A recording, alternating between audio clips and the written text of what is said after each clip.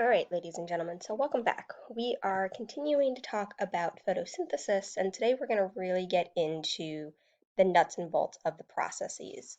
So let's start with the light reactions. This is what's going to happen first by being able to harness that light energy that's coming from the sun or even coming from just a regular light bulb within that blue and purple range, as well as within that orange and red range of the light spectrum.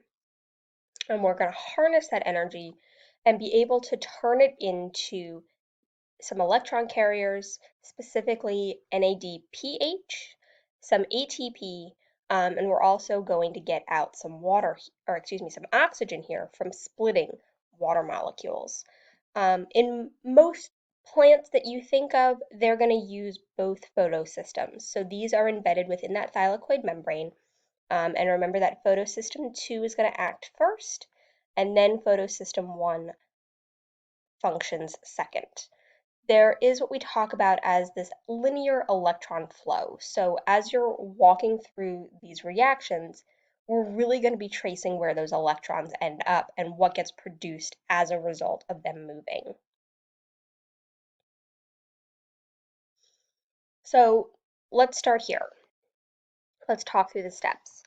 Remember that photosystem 2, right, with that P680 in that reaction center, that chlorophyll molecule, is going to be the one that functions first. So we're going to have that sunlight come in, and those certain photons that are within that purple and blue range, as well as the photons within the orange and red range, those are the ones that are going to come in and be able to excite those chlorophyll molecules. So when we excite those chlorophyll molecules, remember that means they pop up some orbitals, it's unsteady, so when they fall back to the ground state, they pass the energy on to the next chlorophyll molecule and do the same thing. Excite electrons, fall back down to ground state, pass on the energy. Excite the electrons, fall back down to ground state, excite the next chlorophyll. And those bounce around in those pigment molecules, which are mostly chlorophyll, but the carotenoids are also in here as well. Those accessory pigments. We're going to be bouncing that energy around until eventually we bounce the energy into this P680 here in the reaction center. And that P680 is a very strong oxidizing agent. So when we excite these electrons, they get sucked up by this primary electron acceptor, and they are going to ultimately end up going through an electron transport chain. So these electrons don't fall back down to the ground state in P680. We're stealing them. That's going to mean that if we keep stealing electrons from that chlorophyll and don't replace them, it's like constantly taking out money from a bank account and never depositing money. Eventually, you're going to run out. And the same thing would happen here with that P680 if we constantly steal those electrons and never replace them. So how do we replace them? Well, in comes the water. So we're going to split that water with the help of some enzymes here that you're not going to be responsible for knowing, um, but it is an enzymatic process. So we're going to take this water, all right, we're going to yank off the electrons from the hydrogens so that I end up with two hydrogen ions. That's going to become important because remember I just said these electrons are going to go through an electron transport chain, which means we're also going to be pumping H pluses. So the electrons from those hydrogens end up back here on that P680 to replace the electrons I'm stealing from that primary electron acceptor. And then I also get oxygen off as a byproduct. Now, for every water that goes in, I get half an oxygen molecule, so I'd need two waters to get a full oxygen molecule because it likes to be diatomic. It likes to have two oxygen molecules together, and a total of four H pluses and a total of four electrons if you were to account for a whole oxygen that comes off. And that oxygen then, some of it's going to be used by the plant itself to drive its own cellular respiration process with the sugars that it ultimately produces from the end of these photosynthetic processes, excuse me. Um, and then the rest of it comes off as a byproduct that we end up utilizing. Lots of other organisms who do cellular respiration end up utilizing that excess oxygen that comes off that the plants don't use for themselves.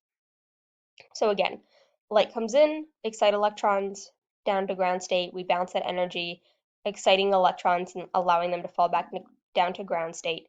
Eventually, we excite the electrons here in P680.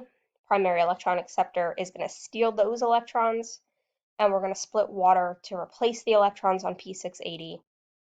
And the byproduct of splitting that water and stealing those electrons is producing oxygen and those hydrogen ions. So those electrons that we stole from that P680 by that primary electron acceptor are now going to go through an electron transport chain. And this is going to work and look very similar to the electron transport chain that we saw in your mitochondrial inner membrane and cellular respiration. So we're going to allow the buildup of electrons to fall from one molecule to the next. Eventually, we'll see where those electrons go. It won't be oxygen this time. We're going to put them somewhere else. We're going to allow for the concentration gradient of H plus to exist. We're going to use the ATP synthase enzyme again and allow those hydrogen ions to diffuse across that membrane, thylakoid membrane in this case, to produce a bunch of ATP. That ATP then is going to get shuffled over to our Calvin cycle and help be the energy source for building those sugar molecules. Okay, so where do the electrons go then? Well, they're actually going to come and get deposited here in your photosystem 1.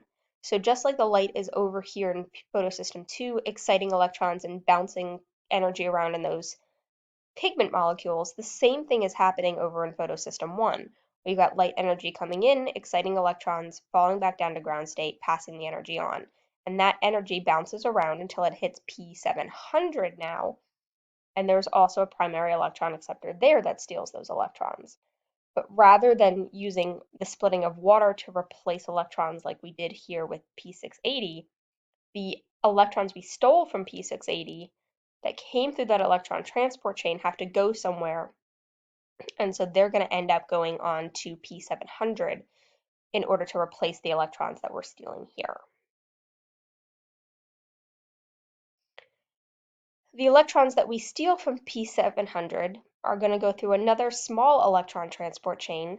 It's going to work a little bit differently here because we're going to now utilize this NADP plus reductase enzyme that's going to take those excess H pluses that are hanging around, attach it to NADP plus, and now produce NADPH. So we've got some redox processes going on here, shuffling hydrogens and electrons around to make that electron carrier.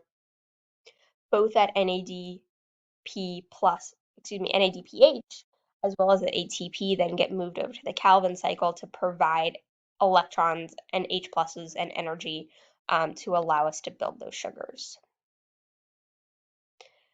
So it really kind of is this sort of mechanical analogy that your textbook uses. If it's helpful, take a look at it.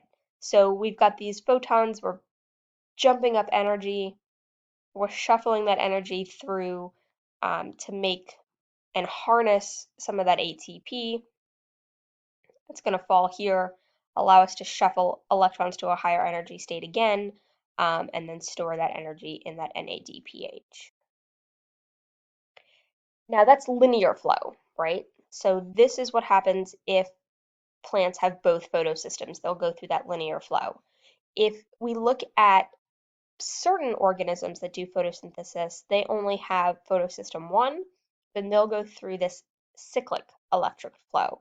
So remember I said photosystem 1 kept its name of photosystem 1, even though it was discovered first and functions second in most plants.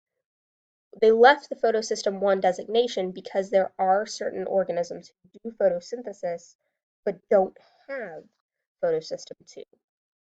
That also tells us that photosystem 1 evolved first. So in this case, what they'll do is we'll do the same thing. The light will come in, excite those electrons, jump them up to ground state. When they fall back down, they send the energy to the next molecule. But when we excite that P700 here in that reaction center and steal the electrons by that primary electron acceptor, We're now going to shuttle it through an electron transport chain that ultimately recycles its own electrons. So they continually put them back, and they only make the ATP out of it. So this end doesn't exist at all. That NADP plus in these organisms doesn't exist. They use the ATP as a way to drive their Calvin cycle. It does mean it's probably a little less efficient because they've only got the ATP as the energy source instead of ATP and NADPH. So we see this in a lot more lower end, if that's even an appropriate way to put it, organisms, things like bacteria, some of the algae, smaller or photosynthetic organisms, as opposed to looking at big plants, trees, that kind of thing.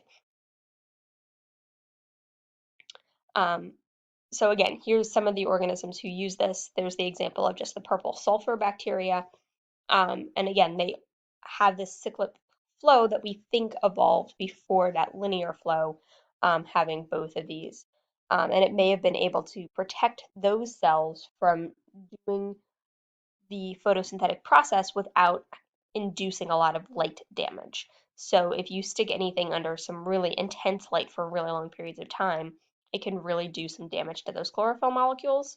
And so there's some thought here that this may have helped to protect those cells when there was some really intense light energy coming in, say pre um, the really big burst of the oxygen revolution and the ozone layer being there to be able to protect the Earth as a whole from some of that intense UV radiation.